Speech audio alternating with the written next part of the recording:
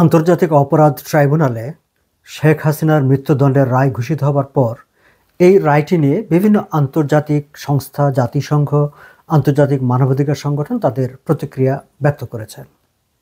প্রায় সবকটি প্রতিষ্ঠানই তাদের প্রতিক্রিয়ায় এই বিচার প্রক্রিয়ার যে প্রসেসের যে ত্রুটি আছে সেগুলো নিয়ে তারা কথা বলেছেন।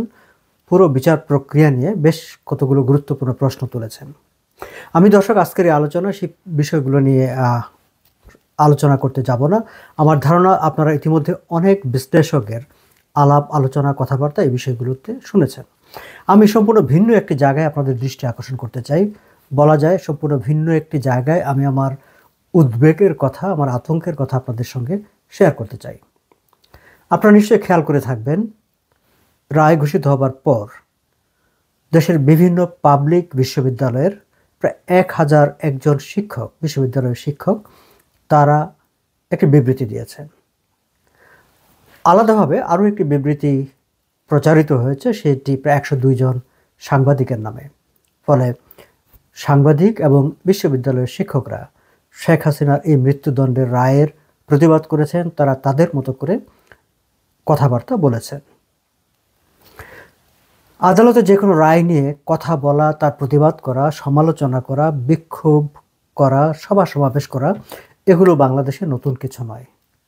এমনকি যে আওয়ামী লীগের 17 বছরের শাসনকে ফ্যাসিস্ট শাসন বলা হয়, স্বৈর শাসন বলা হয়, সেই সময়েও বিভিন্ন সময়ে বিভিন্ন রকমের মামলার রায় নিয়ে, আদালতের সিদ্ধান্ত নিয়ে সভা সমাবেশ হয়েছে, টকশোতে আলাপ আলোচনা হয়েছে, পত্রিকায় কলাম পর্যন্ত বেরিয়েছে। কিন্তু কখনো কারো বিরুদ্ধে আদালতের ঘোষিত রায়ের সমালোচনা করার কারণে কিংবা তার বিরুদ্ধে প্রতিবাদ জানানোর কারণে কোনো মব কিংবা উত্তেজিত জনগোষ্ঠী তাদেরকে হুমকি দিয়েছেন, তেমনটি আমরা কখনো দেখিনি। কিন্তু এবার সেরকম একটি পরিবেশ তৈরি হয়েছে। দেশের 4টি পাবলিক বিশ্ববিদ্যালয়ের নির্বাচিত ছাত্র সংসদ ডাকসু, জাকসু, চাকসু, রাকসু সম্মিলিতভাবে তারা একটি আলটিমেটাম দিয়েছে বিশ্ববিদ্যালয়গুলি কর্তৃপক্ষকে।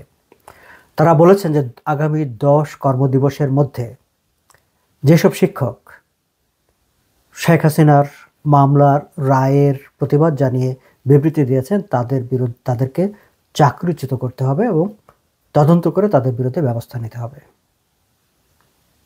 শুধু তাই নয়, তারা একই সঙ্গে এই শিক্ষকদের ক্লাস বর্জনের, তাদেরকে সামাজিকভাবে বয়কটের ডাক দিয়েছেন।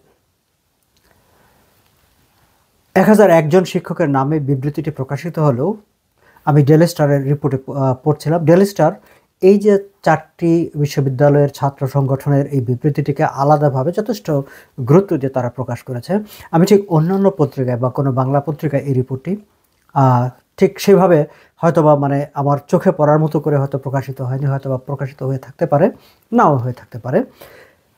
কিন্তু এই নিউজটি অত্যন্ত একটি গুরুত্বপূর্ণ, আতঙ্কজনক, খুবই অ্যালার্মিং একটা নিউজ। ফলে এটি আরও বেশি দৃষ্টিগোচরভাবে পত্রিকায় প্রকাশিত হওয়া দরকার ছিল এবং এটি নিয়ে পাবলিক স্ফেয়ারে কথাবার্তা হওয়া দরকার ছিল। কিন্তু আমি যে মুহূর্তে আপনাদের সঙ্গে কথা বলছি তখন পর্যন্ত এই নিয়ে কোথাও কোনো ধরনের বক্তব্য আমার চোখে পড়েনি। ডেইলি স্টারের রিপোর্টে উল্লেখ করা হয়েছে যে 1001 জন শিক্ষকের নামে বিবৃতিটি প্রচারিত হলেও সেখানে 659 জন শিক্ষকের নাম আছে। তার মানে হচ্ছে যে এই যে 4টি নির্বাচিত স্টুডেন্ট বডি ডাকসু, জাকসু, রাকসু, চাকসু, তারা এই 659 জন, আমি 60 জনই যদি বলি, 660 জন শিক্ষকের চাকরিচ্যুতির দাবি করছেন। 660 জন শিক্ষককে সামাজিকভাবে বয়কটের তারা ডাক দিয়েছেন, তাদের ক্লাস পরীক্ষা বর্জনের ডাক দিয়েছেন। আমরা আশঙ্কা করতে পারি, আমি আশঙ্কাই করি যে এই 660 জন শিক্ষকের উপর শেষ পর্যন্ত হয়তো মব লেলিয়ে দেওয়া হতে পারে এবং তারা মবের শিকার হতে পারেন। তাদের জীবন বিপন্ন হতে পারে, তাদের চাকরি বিপন্ন হবে সেটি বোঝা যায়, কিন্তু তাদের রুজি বিপন্ন হবে সেটি বোঝা যায়, কিন্তু তাদের জীবন বিপন্ন হতে পারে। আমি পত্রিকায় দেখেছি ইতিমধ্যে ঢাকা বিশ্ববিদ্যালয়ের একজন কর্মকর্তা, যিনি এই রায়ের বিপক্ষে ফেসবুকে পোস্ট দিয়েছিলেন, তাকে ধরে নিয়ে জেলখানায় থানায় সোপর্দ করা হয়েছে, তাকে শেষ পর্যন্ত গ্রেফতার দেখানো হয়েছে। এই জায়গাটায় আমার আতঙ্কের। আমি মনে করি যে রাষ্ট্রের, সরকারের কাছে আমি অনুরোধ করব যেন এই 660 জন শিক্ষকের নিরাপত্তা নিশ্চিত করা হয়, মবের হাতে তারা যেন লাঞ্ছিত না হন, তাদের চাকরি যাতে না যায়। কারণ আমি মনে করি যে এটি একটি ডেমোক্রেটিক প্রসেসেরই অংশ, যে একটি রাজনৈতিক বিচারের যে রায়, সেই রায়ের বিরুদ্ধে তারা কথা বলেছেন, সেটি তাদের কথা বলতে দেওয়া উচিত। যে কোনো মামলায় যদি রায় বিপক্ষে যায়, কেউ সংক্ষুব্ধ হন, কেউ কেউ হয়তো আদালতে যাবেন, কিংবা তার বাইরেও সেটি নিয়ে কথা বলা উচিত, কথা বলতে দেওয়া উচিত, এবং এই ক্ষেত্রেও তাদের সেই সুযোগ থাকাটা দরকার।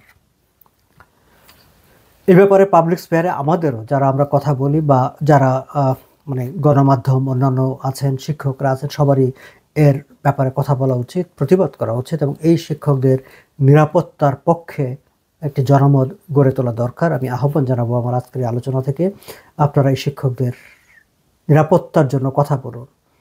কারণ কেবলমাত্র একটি বিবৃতি দেওয়ার কারণে এই 660 জন শিক্ষকের যদি জীবন বিপন্ন হয়, তাদের চাকরি বিপন্ন হয়, তাদের পরিবার বিপন্ন হয়, সেটি কোনোভাবেই একটি ভালো দৃষ্টান্ত হবে না।